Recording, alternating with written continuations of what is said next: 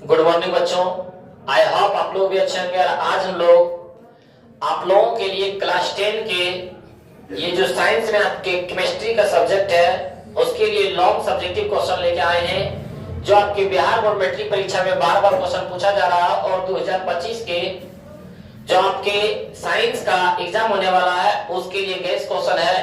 तो आप लोग इस वीडियो को अंत तक देखें और यदि आप लोगों को अच्छा लगे तो अपने दोस्तों के पास भी शेयर करें, क्योंकि इस वीडियो से आप लोगों को 5 नंबर प्राप्त होता है। आइए हम लोग देखते हैं। पहला क्वेश्चन है कि मेंडलीव के आवर्त सारणी और आधुनिक आवर्त सारणी में क्या अंतर है। अभी जो हम लोग हीलियम नाइट्रोजन हरी पढ़ते हैं वो आधुनिक आवर्त सारणी है, लेकिन इसके पहले जो बना हुआ था वो क्या था, मेंडलीव के आवर्त सारणी। तो यहाँ पे हम लोग जब भी देखने की कोशिश करते हैं तो मेंडलीव के आवर्त सारणी और आधुनिक आवर्त सारणी में क्या है, निम्न अंतर है। हम लोग क्या बोलेंगे यहाँ से कि मेंडलीव के आवर्त सारणी और आधुनिक आवर्त सारणी में क्या है, निम्न अंतर है। हम लोग पहला देखते हैं मेंडलीव के आवर्त सारणी में। पहले वाला में कैसा आवर्त सारणी था, तो इसे परमाणु द्रव्यमान के आधार पर सजाया गया। इसे किस आधार पर सजाया गया था, परमाणु द्रव्यमान के आधार पर। बोल देगा कि मेंडलीव के आवर्त सारणी में किसके आधार पर सजाया गया, तो परमाणु द्रव्यमान के आधार पर। लेकिन आधुनिक आवर्त सारणी में किसके आधार पर सजाया गया, परमाणु संख्या के आधार पर। अभी वाला जो है परमाणु संख्या, अब मेंडलीव का जो था वो परमाणु द्रव्यमान के आधार पर सजाया गया। दूसरा हम बोलेंगे कि इसमें 9 वर्ग और 7 आवर्त होते हैं। जो मेंडलीव ने बनाया था उसमें 9 वर्ग था। इस प्रकार कितने वर्ग था, 9 वर्ग था। इस प्रकार कितने था, 7 आवर्त था। यानी बोल सकते हैं 9 वर्ग 7 आवर्त। बोल देगा कि मेंडलीव के आवर्त सारणी में कितने वर्ग थे, तो 9। या बोल देगा मेंडलीव के आवर्त सारणी में कितने आवर्त थे, तो 7। लेकिन अभी वाला में इन 9 के दुगना हो गया 9 के दुगना 18 और इस 7 के साथ ही है। यानी आधुनिक आवर्त सारणी में बोलेंगे कि 18 वर्ग और 7 आवर्त होते हैं। 18 वर्ग और 7 आवर्त होते हैं। उसमें उसके बाद देखते हैं कि इसमें कई दोष पाया गया। मेंडलीव के आवर्त सारणी में क्या है, कई दोष था, लेकिन आधुनिक आवर्त सारणी में सारा दोष को क्या कर दिया, दूर कर दिया। यानी इसमें दोष को दूर कर दिया आधुनिक वाला में। उसके बाद देखते हैं इसमें बोलेंगे हम लोग कि इसमें समस्थानिकों को निश्चित स्थान नहीं दिया गया। मेंडलीव आवर्त सारणी को क्या है, उसमें समस्थानिकों को निश्चित स्थान नहीं दिया गया, लेकिन आधुनिक आवर्त सारणी में समस्थानिकों को भी निश्चित स्थान दिया गया। फिर बोलेंगे इसमें अक्रिय गैस को कोई स्थान नहीं दिया गया। जो मेंडलीव के आवर्त सारणी में थे उसको क्या है, अक्रिय गैस को स्थान नहीं दिया गया, लेकिन अभी जो है आधुनिक आवर्त सारणी में अक्रिय गैस को शून्य वर्ग में स्थान दिया गया। उसके बाद देखते हैं इसे ए और बी उपवर्ग में नहीं बांटा गया। जो मेंडलीव आवर्त सारणी में था उसे ए और बी उपवर्ग में नहीं बांटा, लेकिन आधुनिक आवर्त सारणी में क्या है, ए और बी उपवर्ग में बांटा गया। तो हम लोग मेंडलीव के आवर्त सारणी को ही देख के बता सकते हैं कि इसका क्या होगा। यहाँ पे पहला में 1 नंबर में बोलेंगे, 1 नंबर में हम लोग बोलेंगे कि इसे परमाणु द्रव्यमान के आधार पर सजाया गया। तो आधुनिक आवर्त सारणी में बोलेंगे इसे परमाणु संख्या के आधार पर सजाया गया। दूसरा बोले इसमें 9 वर्ग और 7 आवर्त होते हैं, तो उसमें बोलेंगे उसमें 18 वर्ग और 7 आवर्त होते हैं। इसमें बोलेंगे इसमें कई दोष पाया गया, उसमें बोलेंगे सारा दोष को दूर किया गया।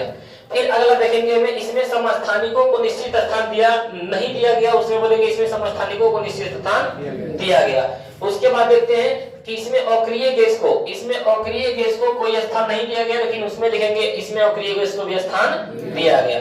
उसमें देखते हैं इसे ए और बी उपवर्ग में नहीं बांटा गया, उसमें लिखेंगे इसे ए और बी उपवर्ग में बांटा गया। यहाँ सब लोग इतना बोल सकते हैं। उसके बाद देख लेते हैं ये भी आधुनिक आवर्त सारणी में। देखिए यही बताया ना, आधुनिक आवर्त सारणी में क्या बताया, इसे परमाणु संख्या के आधार पर सजाया गया। इसमें 18 वर्ग और 7 आवर्त होते हैं। इसमें सभी दोष को दूर कर दिया गया। इसमें समस्थानिकों को भी निश्चित स्थान दिया गया। इसमें अक्रिय गैस को शून्य वर्ग में स्थान दिया गया और इसे ए और बी उपवर्ग में बांटा गया। तो आप लोगों से आशा है कि ये क्वेश्चन क्या है आप लोग समझ गए होंगे। ये क्वेश्चन यदि आप लोग आज कर लिए तो आपके बिहार बोर्ड मैट्रिक परीक्षा में कितने नंबर का पूछा जाता है, 5 नंबर का। उसके बाद देखते हैं हम लोग, तो इसका भी स्क्रीनशॉट लेना चाहते हैं तो ले सकते हैं। उसके बाद हम लोग देखते हैं फिर अगला क्वेश्चन क्या है। इसका अगला क्वेश्चन देखते हैं। तो अयस्क क्या है, अयस्क सैद्धांतिक की विधियों का उल्लेख करें। हमारे पास क्वेश्चन क्या है, अयस्क क्या है, अयस्क क्या है, अयस्क के सैद्धांतिक की विधि का उल्लेख करें। तो अयस्क हम लोग किसको बोलेंगे, खनिज किसको बोलते हैं, जो पृथ्वी पृथ्वी के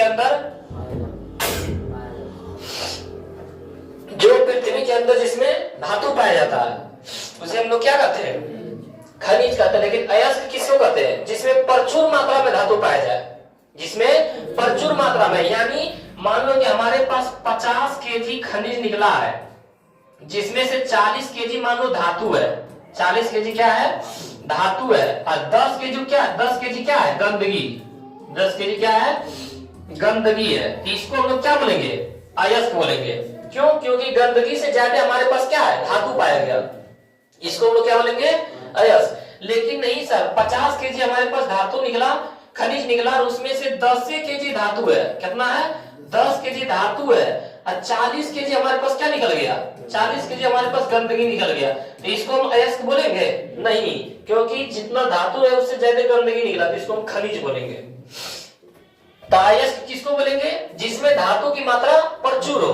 तो वही यहाँ पे बोला अयस्क क्या है, तो वैसा खनिज जिसमें धातु का निष्कर्षण आसानी से तथा सस्ते दर पर हो। मान लो कि धातु हम लोग के पास ज्यादा निकलेगा तो उसमें खर्चा कम लगेगा तथा आसानी से भी निकल जाएगा, तो वही बोलेंगे हम लोग कि वैसा खनिज जिसमें धातु का निष्कर्षण आसानी से तथा सस्ते दर पर किया जाता है, उसे क्या कहते हैं, अयस्क कहते हैं।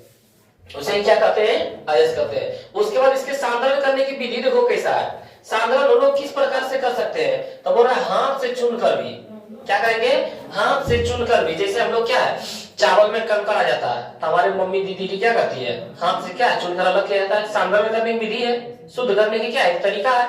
तो वही बोल रहा है कि हाथ से चुन करके, यानी बोलेंगे अयस्कों में उपस्थित बड़े आकार के टुकड़े जो अशुद्ध के रूप में रहते हैं उसे हाथ से चुनकर अलग कर दिया जाता है, नहीं। उसके बाद देखते हैं गुरुत्व पृथक्करण विधि। गुरुत्व पृथक्करण विधि में क्या होता है, इस विधि के द्वारा वैसे अयस्कों का सांद्रण किया जाता है जिसमें अयस्क के कण उसमें उपस्थित अशुद्धियों से भारी होते हैं। उसमें हम लोग जैसे अभी मम्मी बोलते हैं कि गेहूं पिसा के आओ, तो उसके पहले देखना क्या करता है, मम्मी गेहूं को क्या करते हैं, धोते हैं, ताकि गेहूं से जो भारी कण है, कंकड़ बालू पत्थर, वो क्या है पानी में ही बैठ जाए, और उसके बाद हम लोग क्या करते हैं, गेहूं को छाके निकाल लेते हैं। तो इसे क्या कहते हैं, गुरुत्व पृथक्करण विधि, यानी जो भारी होता है वो नीचे बैठ जाता है। तो वही बोल रहा है, इस विधि के द्वारा वैसे अयस्कों का सांद्रण किया जाता है जिसमें अयस्क के कण उसमें उपस्थित अशुद्धि से क्या होता है, भारी होता है। उसके बाद फैन प्लावन विधि।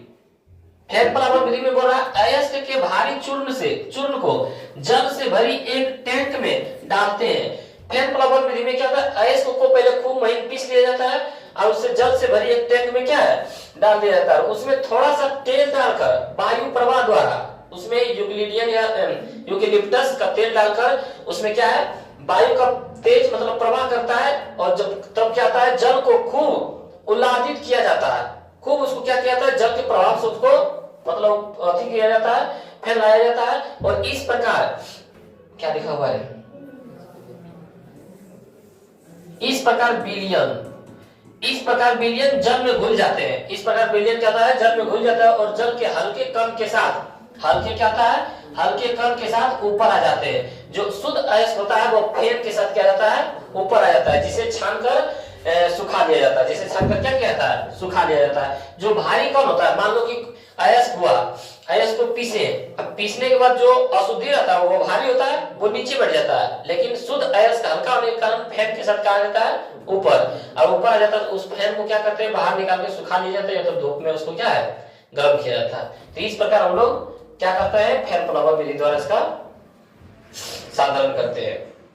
अगला हमारे पास कि द्रवण, और इस विधि के द्वारा ऐसे अयस्कों का सांद्रण किया जाता है जब अयस्क का द्रव्यमान उसमें उपस्थित अपद्रव्यों के द्रव्यमान से क्या हो, कम हो।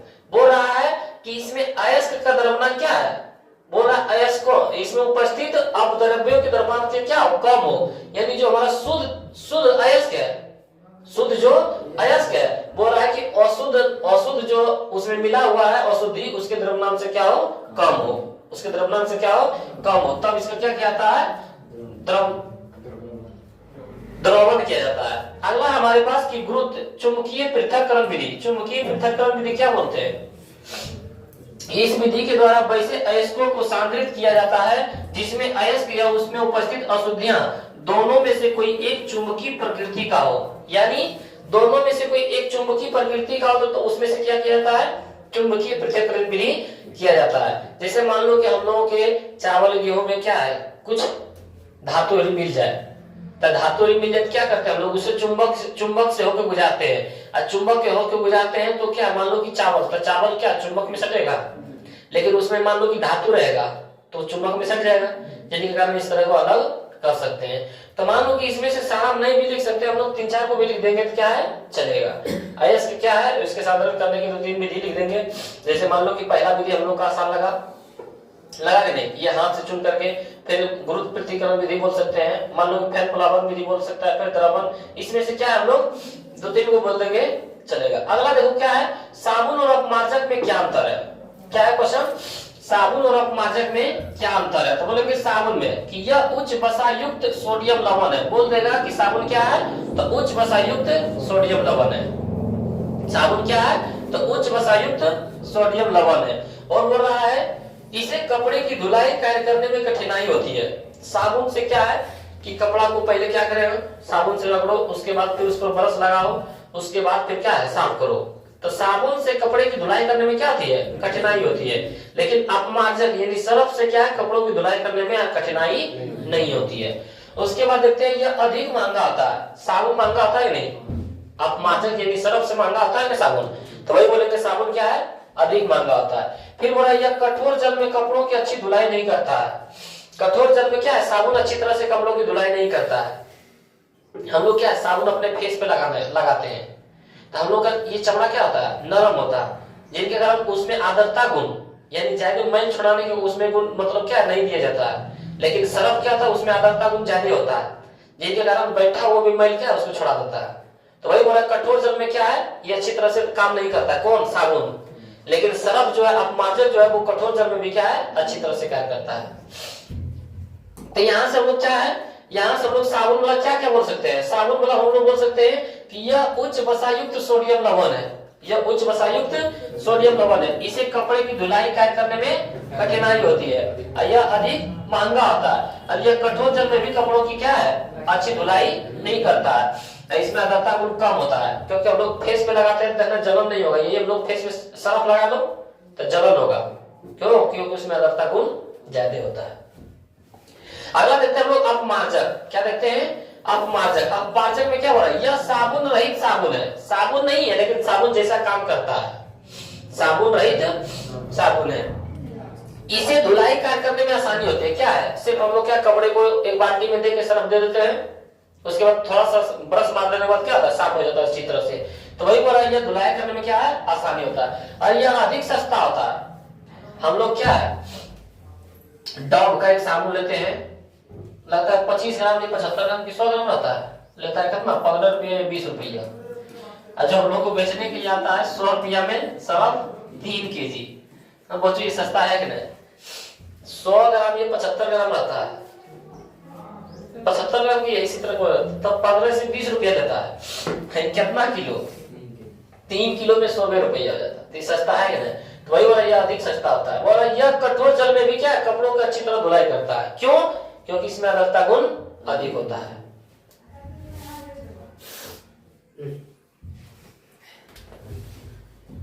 अगला देखते हैं क्वेश्चन,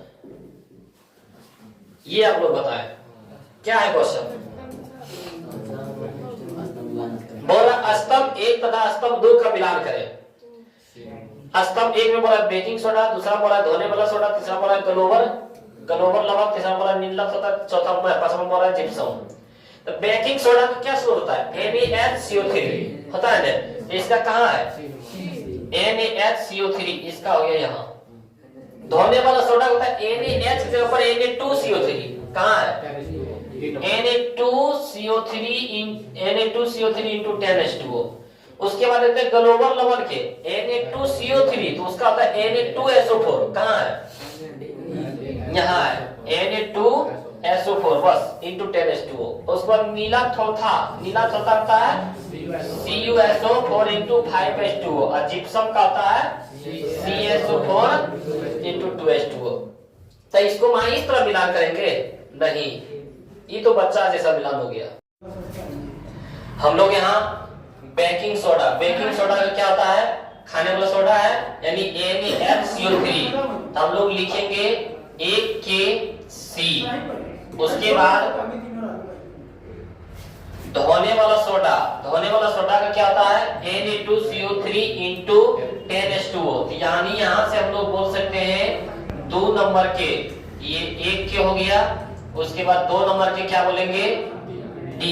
उसके बाद 3 नंबर के देखते हैं, तो 3 नंबर का हम लोग ग्लोबल लवण, क्या ये ग्लोबल लवण के क्या था Na2SO4 इंटू 10H2O, यानी हो गया E। उसके बाद 4 नंबर के, तो 4 नंबर के नीला थोथा, नीला थोथा के क्या होता है CuSO4 इंटू 5H2O, तो इसका हो गया ऑप्शन बी। उसके बाद 5 नंबर के, 5 नंबर के जिप्सम, जिप्सम के क्या होता है CaSO4 इंटू 2H2O, तो ये हो गया ऑप्शन ए। इस तरह क्या है हम लोग लिख देना है, मिलान नहीं करना है, हम लोग को बस इस तरह लिख देना है। क्या मिलेगा हम लोग का 5 नंबर मिलेगा। अगला क्वेश्चन देखते हैं हम लोग। अगला क्वेश्चन हम लोग के पास फिर से यही आया है कि स्तंभ 1 तथा स्तंभ 2 का मिलान करें। स्तंभ 1 तथा स्तंभ 2 का क्या करें मिलान करें। तो यहाँ से हम लोग क्या करेंगे, पहला स्तंभ में बोल रहा है कि स्तंभ 1 में बोल रहा है कि नीले लिटमस को लाल में परिवर्तन कर देता है। फिर बोल रहा है कि दूध का खट्टापन होना। फिर बोल रहा है अम्लीय विलयन में फेनोल्फथालीन बदलता है, क्षारीय विलयन में मिथाइल ऑरेंज बदलता है। अब विलयन का पीएच मान 7 है, विलयन का पीएच मान 7 है। तो हम लोग क्या बोलेंगे, नीले लिटमस पत्र को लाल कर देता है, नीले लिटमस पत्र को क्या कर देता है लाल। तो देखो लौ में लाल लास्ट में लौ है, तो लौ से क्या होता है यहाँ भी लाल है, यहाँ भी हम लोग क्या बोलेंगे अम्लीय। तो ये हम लोग क्या बोलेंगे, नीले लिटमस को यदि लाल कर देता है तो वो क्या कहलाता है अम्लीय कहलाता है, अम्ल कहलाता है। क्या कहलाता है अम्ल कहलाता है, अम्ल कहलाता है यानी लाल। देखो लास्ट अक्षर नीले को लाल कर रहा है, तो लास्ट अक्षर लो, तो यहाँ भी क्या है लो। तो यानी हम लोग बोल सकते हैं कि नीले को लाल कर दे तो क्या कहलाता है अम्ल कहलाता है, नीले को लाल कर दे तो क्या कहलाता है अम्ल। फिर बोलेंगे दूध का खट्टापन होना किसके कारण होता है लैक्टिक अम्ल के कारण होता है। किसके कारण होता है लैक्टिक अम्ल के कारण। फिर हम लोग बोलेंगे अम्लीय विलयन में फेनोल्फथालीन, फेनोल्फथालीन बदलता है किसके कारण रंगहीन, किसके कारण रंगहीन के कारण। फिर बोल रहा है कि क्षारीय विलयन में मिथाइल ऑरेंज बदलता है, तो क्या कौन कलर में बदलता है पीला कलर में, कौन कलर में बदलता है पीला। अब विलयन का पीएच मान 7, 7 किसका होता है उदासीन का, विलयन का पीएच मान कितना होता है 7, 7 किसका है तो 7 होता है उदासीन का, किसका होता है उदासीन का। और 7 से कम, तो 7 से कम किसका होता है अम्ल का, जिसका स्वाद में कैसा होता है खट्टा। और 7 से अधिक, 7 से अधिक किसका होता है तो क्षारीय का, क्या होता है क्षारीय का। और क्षारीय का पीएच मान कितना होता है 7 से अधिक, यानी स्वाद में होता है तीखा या कड़वा। तो यहाँ से हम लोग क्या बोल सकते हैं, यहाँ से हम लोग देखते हैं कि ये ऑप्शन ए, जो ऑप्शन ए है, ए का हम लोग सही निशान क्या होगा हमारा बी, क्या हो जाएगा बी। उसी तरह हम लोग देखते हैं 2 का राइट आंसर क्या हो जाएगा सी। उसके बाद देखते हैं 3 नंबर का, 3 नंबर का हम लोग का क्या हो जाएगा डी, रंगहीन में बदलता है। बोल रहा है कि नीले लिटमस को लाल रंग में परिवर्तित कर देता है, वो कौन है अम्ल। या तो दूध का खट्टापन होता है किसके कारण लैक्टिक अम्ल के कारण। फिर वह अम्लीय विलयन में फेनोल्फथालीन बदलता है, किस रंग में बदलता है तो रंगहीन में। फिर क्षारीय विलयन में मिथाइल ऑरेंज बदलता है तो पीला में, यानी हम लोग कह सकते हैं कि 4 नंबर का हो गया ई। और फिर 5 नंबर का विलयन का पीएच मान 7 है, किसका होता है तो उदासीन का, यानी ऑप्शन ए। इस तरह हम लोग लिख देते हैं तो क्या है हम लोग को सही नंबर मिलता है। उसके बाद देखते हैं फिर अगला क्वेश्चन कि निम्नलिखित यौगिक का संरचना चित्रित कीजिए। संरचना चित्रित करने बोल रहा है, तो यहाँ से हम लोग के क्या है ब्रोमोप्रोपेन। हम लोग पढ़े थे केमिस्ट्री में methane, ethane, propane, butane, pentane, hexane, septane, octane, nonane, decane. तो यहाँ पे ब्रोमो, ब्रोमो क्या होता है Br। उसके बाद प्रोपेन, तो हम लोग पढ़े थे मीथेन, इथेन, प्रोपेन। तीसरा नंबर में आता है ना, तो हम लोग क्या बोलेंगे C3H7, दुगना करके 1 जोड़ देना है, तब 3 दूना 6 और 1 जोड़ेंगे तो 7। यानी इसका हम लोग सूत्र बोल सकते हैं, इसका सूत्र क्या हो गया तो सूत्र हमारे पास हो गया C3H7Br, ये बोल सकते हैं C3H7 बी आर। उसके बाद बोल रहा है इसका संरचना बनाए, संरचना। तो सी हमारे पास क्या हुआ है 3 गो, तो हम लोग 3 गो बनाएंगे सी। उसके बाद बोल रहे H 7 गो, तो हम लोग लिखेंगे एक यहाँ H, उसके बाद इसके पास H, क्योंकि सी के पास कितना होता है 4। फिर यहाँ 4 गो, यहाँ हुआ 5, उसके बाद यहाँ हम लोग देंगे 6, उसके बाद यहाँ 7, उसके बाद एक बी आर, यहाँ लिख देंगे हम लोग बी आर। इतना आप लोगों को क्या करना है बनाना है। इसी तरह देखते हैं दूसरा क्वेश्चन, प्रोपेनेन। क्या है प्रोपेनेन है। यहाँ से लोग 3 इस तरह क्या दिया जाता है 5 को दिया जाता है, प्रोपीन, फिर बोला बेंजीन, फिर बोला हमारे पास हेक्सेन। इस तरह हम लोग के पास कितना दिया जाता है 5 को दिया जाता है। प्रोपेनॉल क्या है यहाँ पे प्रोपेनॉल, तो मिथाइल इथाइल प्रोपेन 3 नंबर में आता है। मिथाइल इथाइल प्रोपेन कितने नंबर में आता है 3 नंबर में। तो 3 C3 और H कितना करेंगे दुगना करके 1 जोड़ेंगे 7। और नॉल के क्या होता है OH, क्या होता है OH। यहाँ से हम लोग फिर क्या है यहाँ से हम लोग देखते हैं C3, यानी C क्या देंगे 3 गो। उसके बाद H 7, तो सब में हो जाएगा 1 2, उसके बाद 3, उसके बाद 4, उसके बाद 5, यहाँ लगाएंगे 6, यहाँ लगाएंगे 7, उसके बाद OH, तो यहाँ पे क्या लगा देंगे OH। इस तरह इसका क्या हो जाएगा संरचना हो जाएगा। फिर हम लोग देखते हैं क्वेश्चन नंबर 3, प्रोपीन। हम लोग पढ़ते थे एल्केन एल्कीन एल्काइन, तो प्रोपीन है ना, तो ये इसमें क्या बंधन बनेगा द्विबंधन, यानी हम लोग बोलेंगे C3H6, क्योंकि इन है प्रोपीन है, तो हम लोग C क्या को हमारे पास है 3 गो लगाएंगे। H क्या हुआ है 6 गो, एक इसमें लगा देंगे एक इसमें लगा देंगे, उसके बाद 3 गो लगाएंगे। मान लेते इसमें क्योंकि कार्बन जो होता है 4 बंधन बनाता है, इसके लिए 4 गो है 4 गो। उसके बाद इसमें यदि हम लोग लगाते हैं एक, यहाँ पे हम लोग कौन बंधन लगाएंगे द्विबंधन। क्यों? क्योंकि हमारे पास हाइड्रोजन क्या है 6 गो ही है, 1 2 3 4 हुआ। उसके बाद यहाँ देखते हैं कि ये जो कार्बन है 1 2 3 4 बंधन बनाया, ये भी जो कार्बन है 2 बंधन 3 बंधन 4 बंधन बनाया, ये जो कार्बन ने 2 बंधन बनाया, 2 बंधन इसके लिए और चाहिए। अब देखिए ये पूरा हो गया, कार्बन देखिए क्या हुआ 1 2 3 गो, हाइड्रोजन क्या हुआ 1 2 3 4 5 6। उसके बाद सब लोग क्या है चर बंधन भी बना रहा है। तो इस तरह हम लोग क्या है कि यदि हम लोग C3H6 हम लोग पढ़ते थे ना एल्केन एल्कीन एल्काइन, तो एल्काइन में कौन बंधन बनता है द्विबंधन या त्रिबंधन बनता है। तो इस तरह क्या है हम लोग इस तरह को इसका संरचना सूत्र।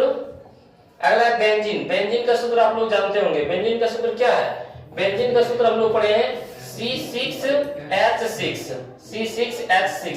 अब बेंजीन का संरचना सूत्र क्या आता है, इस तरह हम लोग C बनाते हैं, फुटबॉल की तरह होता है ना, हम लोग क्या है फुटबॉल की तरह पढ़ते हैं। इस तरह फिर होता है, फिर इस तरह होता है, और इस तरह करके इस तरह C होता है।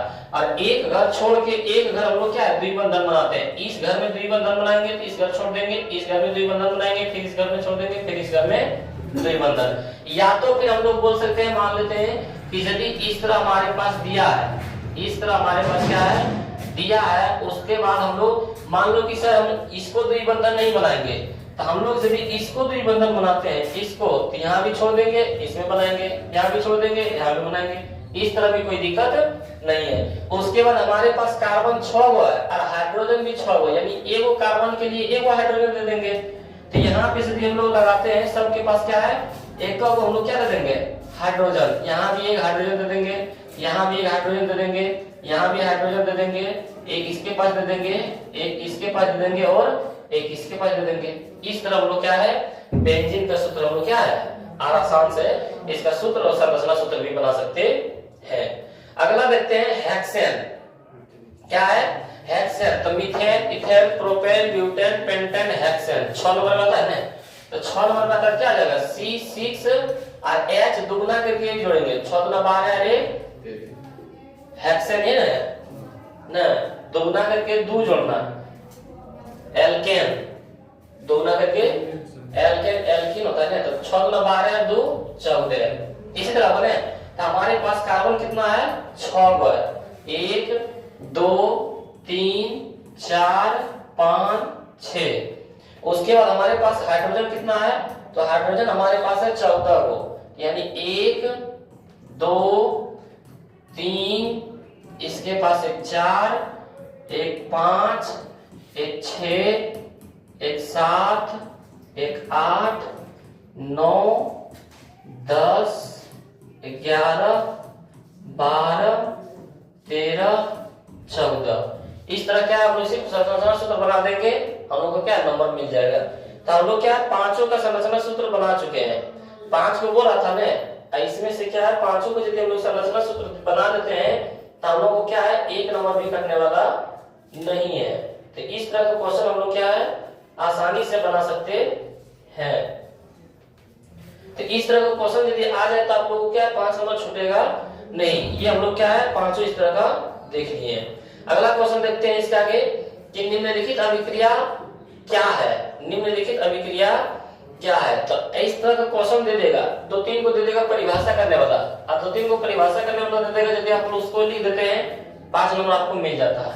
तो पहला परिभाषा हमारे पास है संयोजन अभिक्रिया क्या है। क्या है संयोजन अभिक्रिया, तो हम लोग बोलेंगे वैसी रासायनिक अभिक्रिया जिसमें 2 या 2 से अधिक तत्व के अन्य परमाणु आपस में संयुक्त होकर दूसरे यौगिक का निर्माण करते हैं, उसे संयोजन अभिक्रिया कहते हैं। संयोजन अभिक्रिया किसे कहते हैं, तो जब 2 यौगिक आपस में संयोग होकर एक बड़े यौगिक का निर्माण करता है जिनका गुण पहले यौगिक के गुण से क्या होता है भिन्न होता है, उसे क्या कहते हैं संयोजन अभिक्रिया। जैसे हम लोग बोल सकते हैं C+O2 एरो CO2, ये बोल सकते हैं। यानी जब कार्बन और ऑक्सीजन का संयोग हुआ तो कार्बन डाइऑक्साइड बना, जिनका गुण पहले यौगिक के गुण से भिन्न है कि नहीं, तो ये परिभाषा बोल सकते हैं। अगला हो रहा विस्थापन अभिक्रिया। तो विस्थापन अभिक्रिया किसे कहते हैं, तो जब कोई बड़ा यौगिक रासायनिक अभिक्रिया के फलस्वरूप टूटकर 2 या 2 से अधिक यौगिक में टूट जाता है तो उसे वियोजन अभिक्रिया, अच्छा यहाँ वियोजन होना चाहिए या विस्थापन, वियोजन होना चाहिए। क्या होना चाहिए, वियोजन रासायनिक वियोजन अभिक्रिया क्या है।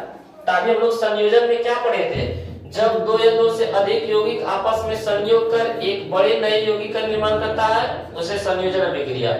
संयोजन में जुट के एक बड़े नए यौगिक का निर्माण करता है, लेकिन वियोजन में एक बड़े नए यौगिक टूटकर 2 या 2 से अधिक यौगिक का निर्माण करता है, उसे क्या कहते हैं वियोजन अभिक्रिया। जैसे हम लोग बोलेंगे CaCO3, ये जब टूटता है तो CaO+CO2 का निर्माण करता है, इसे हम लोग क्या कहेंगे वियोजन या अपघटन अभिक्रिया कहते हैं। यहाँ पे देखिए, अच्छा क्वेश्चन ही चेंज हो गया, ये वाला है विस्थापन अभिक्रिया, ये क्या है विस्थापन अभिक्रिया। यहाँ पे होना चाहिए वियोजन, तो वियोजन आ गया इसमें, ये विस्थापन अभिक्रिया है। तो वैसे रासायनिक अभिक्रिया जिसमें अधिक क्रियाशील धातु अपने से कम क्रियाशील धातु के यौगिक को क्या करता है विलय या गलित अवस्था से विस्थापित कर देता है, उसे क्या कहते हैं विस्थापन अभिक्रिया कहते हैं। विस्थापन अभिक्रिया कैसे कहेंगे, तो वैसी रासायनिक अभिक्रिया जिसमें अधिक क्रियाशील धातु वाले कम क्रियाशील धातु वाले क्या करता है विस्थापित कर देता है। वैसी रासायनिक अभिक्रिया जिसमें अधिक क्रियाशील धातु वाले क्या करता है कम क्रियाशील धातु वाले को क्या करता है विस्थापित कर देता है, उसे क्या कहते हैं विस्थापन अभिक्रिया कहते हैं। तो ये भी आप लोगों को क्वेश्चन क्या है अच्छे से समझ में आ गया होगा। इसी तरह हम लोग देखते हैं, फिर अगला क्वेश्चन देखते हैं द्विविस्थापन अभिक्रिया किसे कहते हैं।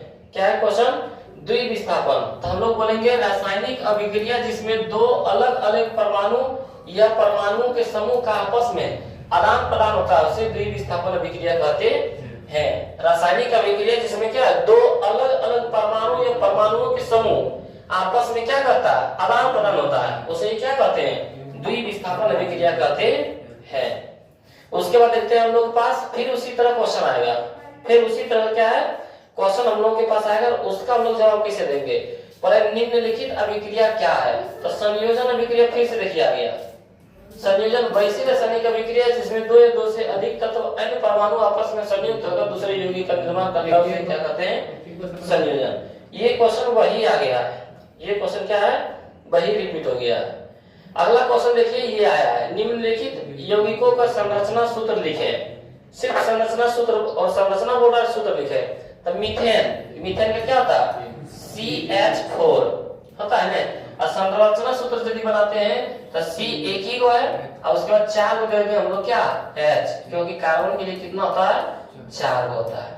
इस तरह हम लोग बना सकते हैं। दूसरा होगा इथेन, तो इथेन के क्या होता है C2H6, दोगुना करके 2 जोड़ते हैं, करते हैं दोगुना करके 2 जोड़ते हैं, तो इसमें हम लोग क्या लगा बनाएंगे तो C 2 को है ना, ये 1 नंबर का हो गया। उसके बाद यहाँ 2 नंबर वाला बना देते हैं। 2 नंबर वाला क्या है C हमारे पास 2 को है और कार्बन हमारे पास कितना है 1 2 3 4 5 6। इस तरह के हम लोग बना सकते हैं। तीसरा number propane, methane ethane propane 3 number में आता है ना C3H8, 3 के दूना 6, 6 में 2 जोड़ेंगे तो 8।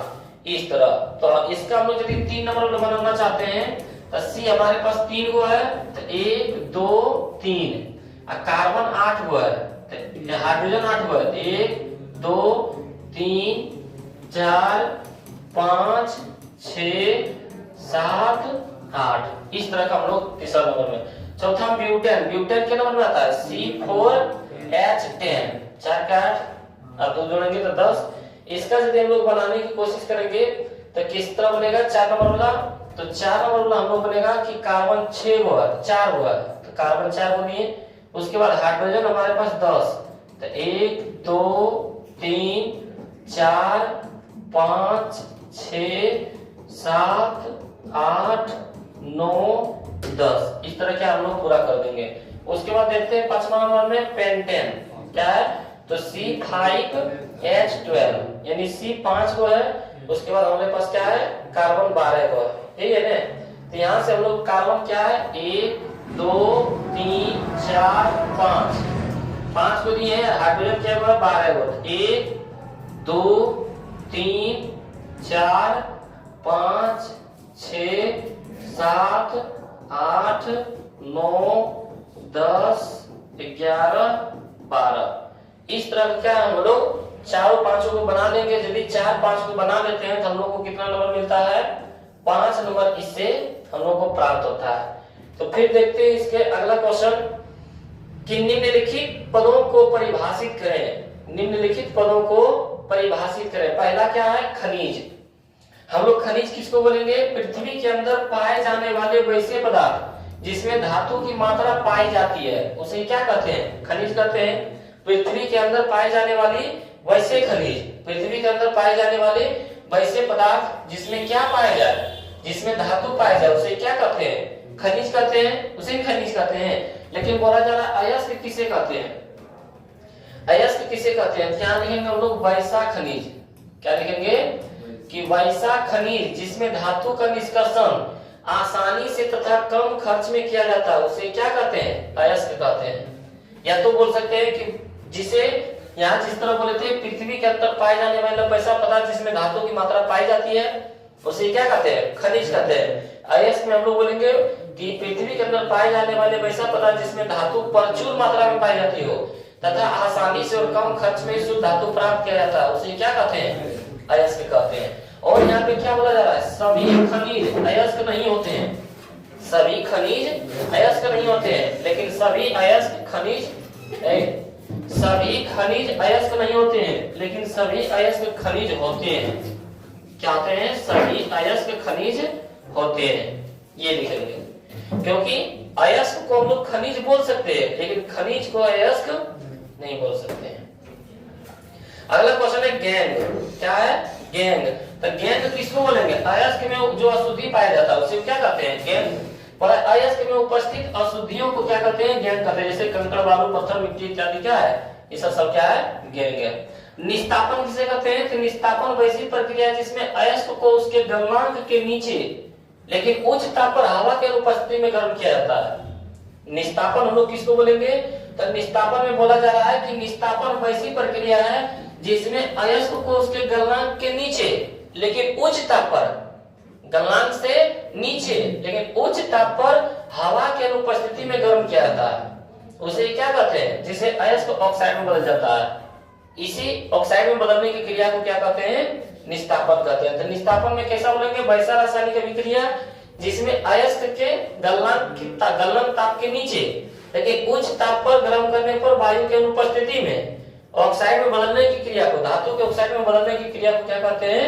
निस्तापन कहते हैं। या तो तुम लोगों को जो परिभाषा लिखा है वहां से भी क्या है? आर्द्र अक्षरता। भर्जन या जारन, भर्जन या जारन। तब हम लोग बोलेंगे वैसा प्रक्रिया जिसमें अयस्क को ऑक्सीजन की उपस्थिति में, उसमें बोल रहे थे ऑक्सीजन के अनुपस्थिति में, लेकिन इसमें बोलेंगे ऑक्सीजन के उपस्थिति में, उसके गलनांक के नीचे, उसमें भी बोल रहे थे उसमें गलनांक के नीचे उच्च ताप पर गर्म किया जाता है जिससे अयस्क ऑक्साइड में बदल जाता है, उसे भर्जन कहते हैं। दोनों में कुछ नहीं अंतर है, दोनों में क्या है? कुछ नहीं अंतर है। सिर्फ क्या चीज का अंतर है? तो यहाँ बोलेंगे कि वैसा प्रक्रिया जिसमें अयस्क ऑक्सीजन की उपस्थिति में, लेकिन इसमें बोलते हैं हवा के उपस्थिति में। दोनों बात सेम है। गलनांक के ताप के नीचे उच्च ताप पर जब गर्म करते हैं तो इसमें बोलेंगे कि ऑक्सीजन के क्या, ऑक्सीजन के उपस्थिति में, इसमें बोलेंगे ऑक्सीजन के अनुपस्थिति में धातु के ऑक्साइड में बदलने की क्रिया को क्या कहते हैं? ये धातु के ऑक्साइड में बदलने की क्रिया को यदि अनुपस्थिति में रहेगा तो निस्तापन, और उपस्थिति में रहेगा तो भर्जन। तो इस तरह का क्या है? पांच परिभाषा कोई देता है। कितने नंबर का रहता है? 5 नंबर का रहता है। पांचों परिभाषा यदि आप लोग जवाब दे देते हैं तो 5 नंबर मिलता है। पहला क्वेश्चन हम लोगों के पास क्या है? खनिज क्या है, दूसरा है अयस्क, तीसरा है गैंग, चौथा है निस्तापन, और पांचवा हमारे पास क्या हो गया है? पांचवा हमारे पास हो गया है भर्जन। पांचवा हमारे पास क्या है? भर्जन। यहाँ पे है ना भर्जन। पांचवा हमारे पास क्या हो गया? भर्जन। हम लोग यहाँ से बोल सकते हैं। अगला देखते हैं क्वेश्चन। हमारे पास निम्न अभिक्रिया क्या है? निम्नलिखित अभिक्रिया। फिर हमारे पास निम्नलिखित अभिक्रिया क्या है? यहाँ से फिर हम बता सकते हैं कि संकलन अभिक्रिया। संकलन अभिक्रिया किसको कहते हैं? संयोजन अभिक्रिया को। पढ़ते हैं हम लोग बोलेंगे जब दो या दो से अधिक तत्व आपस में संयुक्त होकर एक नए यौगिक का निर्माण करता है उसे क्या कहते हैं?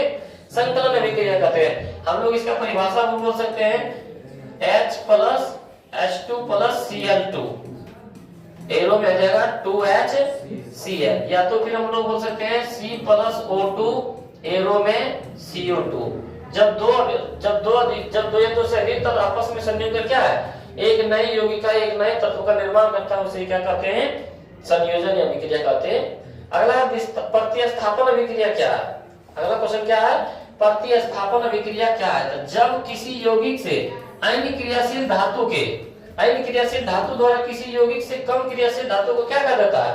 प्रतिस्थापित कर देता है, उसे क्या कहते हैं? प्रतिस्थापित अभिक्रिया या तो विस्थापन अभिक्रिया कहते हैं।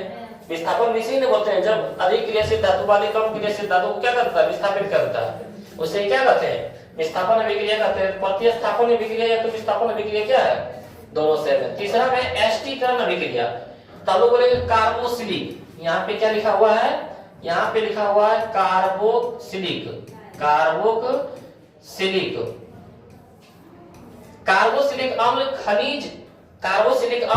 खनिज अम्ल उत्प्रेरक उपस्थिति में अल्कोहल या फिनोल के साथ अभिक्रिया करके एस्टर बनाते हैं। इस प्रक्रिया को क्या कहते हैं? एस्टरीकरण कहते हैं।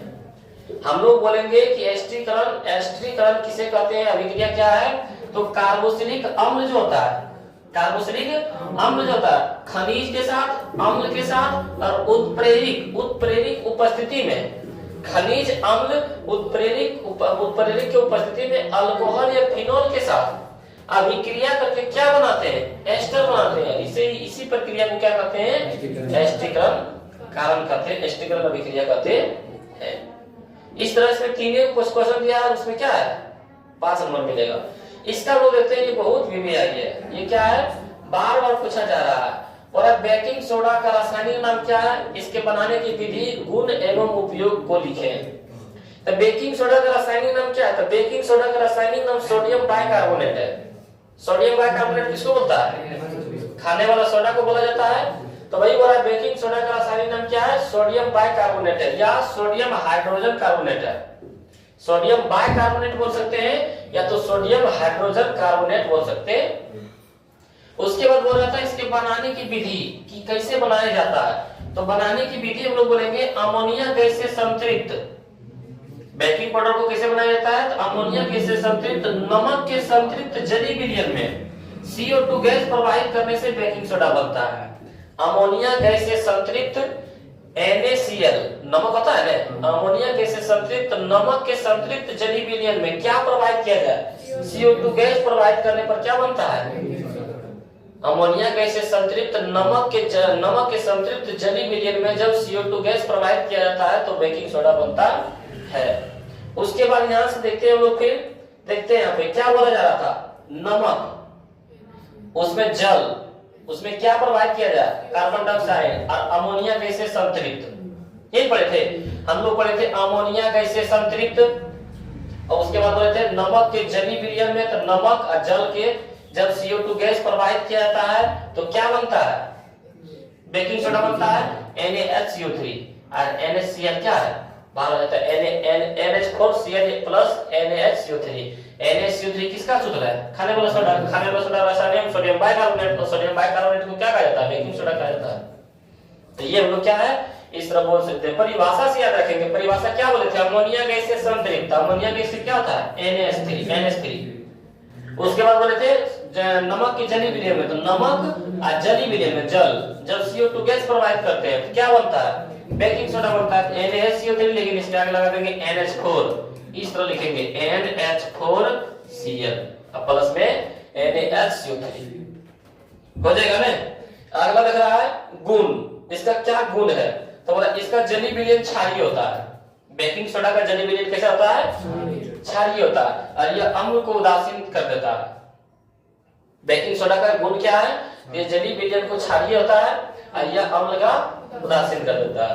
उसके बाद देखते हैं इसका उपयोग कहाँ किया जाता है, तो उपयोग हम लोग क्या बोल सकते हैं कि बेकिंग पाउडर का बनाने में क्या है उपयोग, किसका था, बेकिंग पाउडर बनाना था, सोडियम बाइकार्बोनेट, क्या था इसका रासायनिक नाम क्या था, सोडियम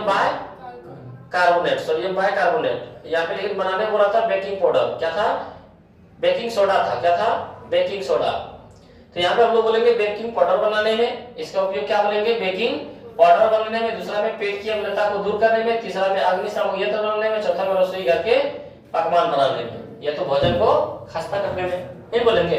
तो बेकिंग सोडा का उपयोग क्या है, बेकिंग सोडा का उपयोग कहाँ होता है, पहला में बेकिंग पाउडर बनाने में, दूसरा में हम लोग बोलेंगे पेट की अम्लता को दूर करने में। इनो में क्या मिलाया जाता है, ये मिलाया जाता है, बेकिंग पाउडर मिलाया जाता है, बेकिंग सोडा मिलाया जाता है, इसीलिए पेट की अम्लता को दूर करने में। चौथा में अग्निशामक यंत्र बनाने में, और चौथा में हम लोग बोलेंगे भोजन को खस्ता करने में, या तो रसोई घर में पकवान बनाने में।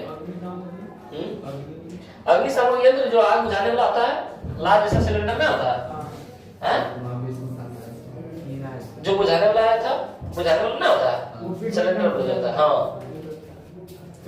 और उसके बाद देखते हैं फिर हम लोग अगला क्वेश्चन, मिश्र धातु किसे कहते हैं, इसके दो उपयोग दें और मिश्र धातु के तीन उपयोग का वर्णन करें।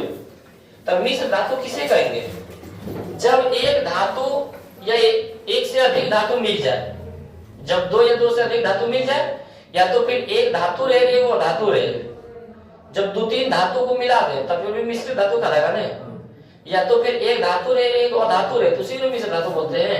तो वही यहाँ पे बोला जा रहा है कि मिश्र धातु किसे कहते हैं, तो बोले कि दो या दो से अधिक धातु अथवा एक धातु एवं एक अधातु के समान मिश्रण को क्या कहते हैं, मिश्र धातु कहते हैं। जैसे पीतल और ब्रॉन्ज, पीतल और कांसा, ब्रॉन्ज को क्या बोलते हैं, कांसा। तो ये सब क्या है, मिश्र धातु। इसका उपयोग कहाँ था, नालियां तथा कारतूस बनाने में, नालियां तथा कारतूस बनाने में, मूर्तियों, सिक्के, मशीन के निर्माण में, किसका, मिश्र धातु का। अब वायुयान के ढांचे में, रसोई घर के सामान इत्यादि बनाने में क्या किया जाता है, मिश्र धातु का उपयोग किया जाता। उसके बाद देखते हैं लोग, पहले गर्म जल का टैंक बनाने में तांबा का उपयोग होता है, परंतु इस्पात का नहीं, कारण बताएं। यदि हमारे पास बोलता कि गर्म जल का टैंक बनाने में तांबा का उपयोग होता है परंतु इस्पात का नहीं, क्यों, तब हम लोग जो परिभाषा लिखाए थे, गर्म जल का टैंक बनाने में तांबे का उपयोग किया जाता है क्योंकि यह उष्मा का सुचालक होता है और यह इस्पात के अपेक्षा सस्ता भी मिलता है, इसीलिए हम लोग तांबे का उपयोग, गर्म जल का टैंक बनाने में तांबे का उपयोग करते हैं, इस्पात का नहीं। लेकिन यहाँ पर कारण बताएं, वहां बोलते क्यों, तब ये परिभाषा बोलते हैं, लेकिन यहाँ पे क्या बोल रहा है, कारण बताएं, की कारण है। तो हम लोग बोलेंगे कि गर्म जल का टैंक बनाने में तांबा का उपयोग होता है लेकिन इस्पात का नहीं। अब धन कारण, इसका कारण यह है कि तांबा गर्म जल के साथ कोई अभिक्रिया नहीं करता है। तांबा का जब हम लोग मान लो कि गर्म पानी में रखने के लिए क्या बनाए, तांबा का, अब तांबा का जब उसमें गर्म पानी रख दिए तो वो गर्म पानी से अभिक्रिया नहीं करता है, जिस तरह उसी तरह रहेगा, उसमें कोई रिएक्शन नहीं होता है। लेकिन इस्पात में लोहा, निकेल एवं क्रोमियम की बनी मिश्र धातु है।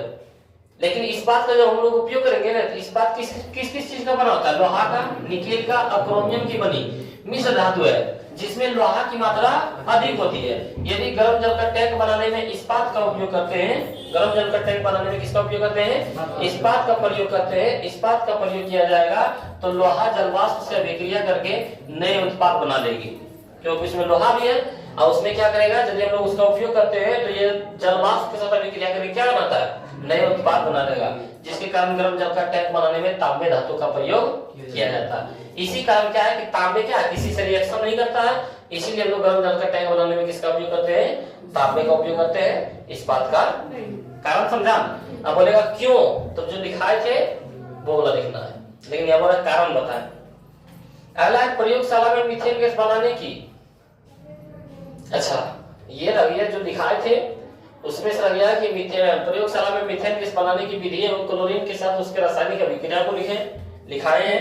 मीथेन गैस बनाने की विधि उसको लिखना है। फिर अगला है हमारे दैनिक जीवन में पीएच के किन्हीं 5 महत्व का उल्लेख करें। ये भी मतलब पूछ देगा, या तो बोलेगा हमारे दैनिक जीवन में पीएच का महत्व क्या है। तो ये देखो लिखा हुआ सर, हमारे दैनिक जीवन में पीएच का महत्व। अच्छा, ये क्वेश्चन लिखा हुआ है सिर्फ, इसका आंसर नहीं है। इसका आंसर क्या है, या तो हम पीडीएफ में डाल देंगे, या तो क्या है जो लिखाए थे उससे आप कर सकता है। यहाँ से हमारे दैनिक जीवन में क्या है, पीएच के किन्हीं 5 महत्व का उल्लेख करें। तब लोग बोलेंगे हमारे दैनिक जीवन में पीएच का महत्व।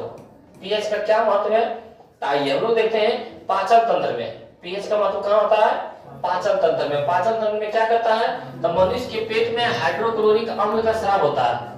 मनुष्य के पेट में क्या है, हाइड्रोक्लोरिक अम्ल का स्राव होता है, जो भोजन को पचाने में मदद करता है। दूसरा में बोलेंगे पीएच परिवर्तन का दांतों पर प्रभाव।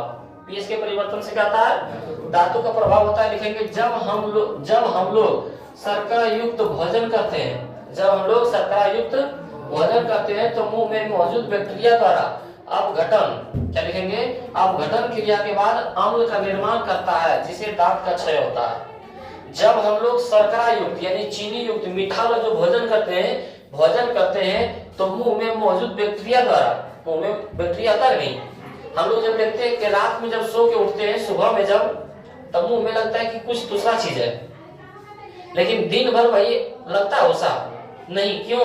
क्योंकि दिन भर हमारे मुंह से लाल ग्रंथि है, लाल निकलते रहता है, जिनके कारण सारे बैक्टीरिया को क्या कर देता है, मार देता है।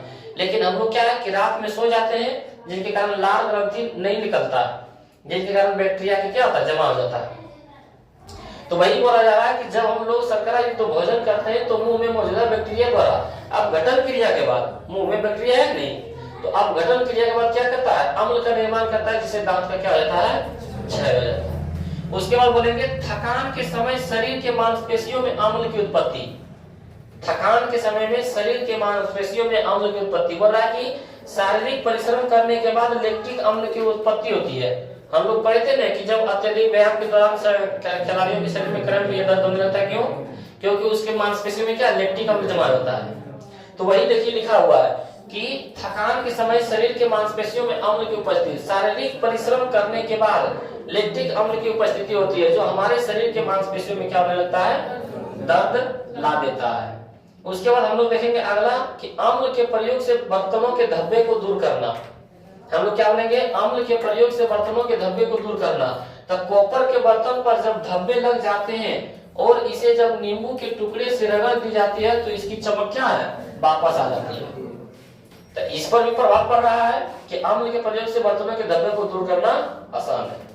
उसके बाद फिर देखते हैं मिट्टी का पीएच मान। क्या है, मिट्टी का पीएच मान। तो जब मिट्टी का पीएच मान 7 के लगभग होता है तो उसमें पौधे की वृद्धि अच्छी होती है, क्योंकि जब मिट्टी के पीएच मान 7 होता है तो ना तो वह अम्ल कहलाता है, ना तो क्षार कहलाता है, उदासीन कहलाता है। तब क्या होता है, पौधे की वृद्धि अच्छी तरह से होता है। लेकिन जब इसकी मात्रा 7 से कम या अधिक हो जाती है तो फसल के उत्पादन में बाधित हो जाती है। उत्पादन क्या होता है, बाधित, क्योंकि अम्ल मिट्टी का पीएच मान कितना होना चाहिए, 7 के आसपास। लेकिन जब इसका पीएच मान 7 से कम या 7 से अधिक होने लगता है तो फसल में क्या होता है, फसल के उत्पादन में बाधित हो जाता है, रुकावट आ जाता है। जब तक पीएच मान 7 था तब तक तो ठीक था, लेकिन जैसे पीएच मान 7 से कम या अधिक हुआ तो उसके उत्पादन में क्या जाएगा, बाधित, रुकावट आ जाएगा। तो इस तरह क्या है, हम लोग पीएच मान का हम लोग बता सकते हैं, पीएच मान का कहाँ हम लोग क्या है, महत्व है। तो पीएच मान का पहला महत्व है पाचन तंत्र में क्या है, हम लोग पहला महत्व बोलेंगे पाचन तंत्र में, दूसरा में बोलेंगे पीएच परिवर्तन का दांतों पर प्रभाव, तीसरा में बोलेंगे थकान के समय शरीर के मांसपेशियों में अम्ल की उत्पत्ति, चौथा में बोलेंगे अम्ल के प्रयोग से बर्तनों के धब्बे को दूर करना, और उसके बाद हम लोग पांचवा में बोलेंगे मिट्टी का पीएच मान। उसके बाद फिर हम लोग अगला क्वेश्चन देखते हैं कि हाइड्रोजन हाइड्रोकार्बन क्या है, ये कितने प्रकार के होते हैं, क्या हम लोग बोलेंगे हाइड्रोकार्बन क्या है। तो वैसा हाइड्रोकार्बन जिसको हम लोग नहीं पढ़ते, methane, ethane, propane, butane, pentane, hexane, heptane, octane, septane, nonane, decane, तो इसमें क्या पढ़े थे, सिर्फ कार्बन और हाइड्रोजन पढ़े थे। मीथेन का क्या आता है CH4, ईथेन का क्या आता है C2H6, तो सिर्फ कार्बन और हाइड्रोजन में है ना, तो उसी को बोलते हैं हाइड्रोकार्बन। वही वाला वैसा रासायनिक यौगिक जो कार्बन तथा हाइड्रोजन के संयोग से बने होते हैं, किसके किसके संयोग से, कार्बन तथा हाइड्रोजन के संयोग से बने होते हैं, उसे क्या कहते हैं, हाइड्रोकार्बन कहते हैं। जैसे यहाँ लिख सकते हैं मीथेन, ईथेन, प्रोपेन, ब्यूटेन, कोई दिक्कत। हाइड्रोकार्बन दो प्रकार के होते हैं, एक संतृप्त हाइड्रोकार्बन होता है और एक असंतृप्त हाइड्रोकार्बन होता है। एक संतृप्त हाइड्रोकार्बन और एक क्या होता है, असंतृप्त हाइड्रोकार्बन। तो संतृप्त हाइड्रोकार्बन किसे कहते हैं, जब कार्बन कार्बन के बीच एक बंधन होता है, जब कार्बन कार्बन के बीच क्या है, एक बंधन होता है, तो उसे संतृप्त हाइड्रोकार्बन कहते हैं। जैसे मीथेन, मीथेन का क्या सूत्र होता है CH4, ईथेन का क्या होता है C2H6। इसका संरचना सूत्र करो, तो C का करेंगे तो हम लोग एगो H इधर, एगो ऊपर, एक इस साइड, एगो नीचे, एक कल्ले बंधन है ना, एक बंधन है कि नहीं, सारा एक बंधन है। वही बोल रहा है जब कार्बन कार्बन के बीच एकल बंधन हो, जैसे मान लो कि हम लोग C2H5 को करते हैं, तो C2 को है और उसके बाद एक हाइड्रोजन यहाँ, एक हाइड्रोजन यहाँ, एक हाइड्रोजन यहाँ, एक हाइड्रोजन यहाँ पे, हाइड्रोजन हाइड्रोजन, तो कार्बन कार्बन के बीच में देखो एकल बंधन है ना, है ना। तो वही बोल रहा है कि जब कार्बन कार्बन के बीच एक बंधन होता है तो उसे क्या कहते हैं, संतृप्त हाइड्रोकार्बन कहते हैं। लेकिन असंतृप्त हाइड्रोकार्बन किसे कहते हैं, तो जब कार्बन कार्बन के बीच द्विबंधन या त्रिबंधन पाया जाता है तो उसे क्या कहते हैं, असंतृप्त हाइड्रोकार्बन कहते हैं। क्या कहते हैं, असंतृप्त हाइड्रोकार्बन। जैसे देखो यहाँ क्या है, ethylene, ethyne, alkane, alkene, alkyne. Alkyne में हम लोग क्या बोलते हैं, सिर्फ दुगना कर देते हैं, तो मीथेन, इथेन, C2H4 बोलते हैं ना, मीथेन, इथेन तो हो जाता है C2H5, दुगना करके जोड़ते हैं। तो इसमें हम लोग यदि करते हैं हम लोग, तो कार्बन हमारे पास दो गो है, कार्बन दो गो है तो हाइड्रोजन चार गो है, तो दो गो हो जाएगा इसके लिए, होगा ना हाइड्रोजन, और दो हो जाएगा इसके लिए। लेकिन कार्बन के लिए कितना जरूरी है, चार गो, तो दो ही ना है, तो यहाँ दो ही बंधन लगा देंगे, दो बंधन, तीन बंधन, दो गो, तीन गो, चार गो हो गया। ये भी देखो दो गो, तीन गो, चार गो, बराबर भी हो गया, द्विबंधन हो गया। तो जिसमें कार्बन कार्बन के बीच में द्विबंधन या तो त्रिबंधन हो, द्विबंधन या तो त्रिबंधन, तो उसमें हम लोग क्या बोलेंगे, उसमें हम लोग बोलेंगे असंतृप्त हाइड्रोकार्बन है। अगला है कि रासायनिक गुणों के आधार पर धातु और अधातु में अंतर बतावे। लो इसका आंसर मैंने लिखा था। अच्छा ये भी क्या है, होमवर्क आ गया है कि रासायनिक गुणों के आधार पर क्या है, धातु और धातु में क्या बताए, अंतर बताए। तो यहाँ से धातु और धातु में क्या है, हम लोग अंतर बता सकते हैं। रासायनिक धातुओं के भौतिक एवं रासायनिक गुणों का भी उल्लेख करें। दो क्वेश्चन है कि रासायनिक गुणों के आधार पर धातु और अधातु, यानी धातु का भी रासायनिक गुण और धातु का भी रासायनिक गुण में अंतर होता है। और यहाँ बोल रहा है सिर्फ धातुओं के सिर्फ धातु के द्वारा भौतिक गुण और रासायनिक गुण दोनों का उल्लेख करें। ये भी क्या है क्वेश्चन, मतलब पूछा जाता है। तो आप लोगों को यदि कॉपी में लिखा हुआ होगा तो आप लोग उसको रिवीजन कर लीजिए, क्योंकि ये भी इंपॉर्टेंट क्वेश्चन है। तो आप लोगों की ये केमिस्ट्री क्वेश्चन, लॉन्ग क्वेश्चन आप लोगों को कैसा लगा, आप लोग कमेंट जरूर करें। और इतने में आपके बिहार बोर्ड मैट्रिक परीक्षा में 2025 में क्या पूछा जाएगा, तो आप लोग इतना यदि याद कर लिए, समझ लिए, तो क्या है, आप लोगों को 5 नंबर छूटने वाला नहीं है। और यदि आप लोगों को अच्छा लगा तो अपने दोस्तों के पास भी शेयर करें। मिलते हैं लोग अगले वीडियो में।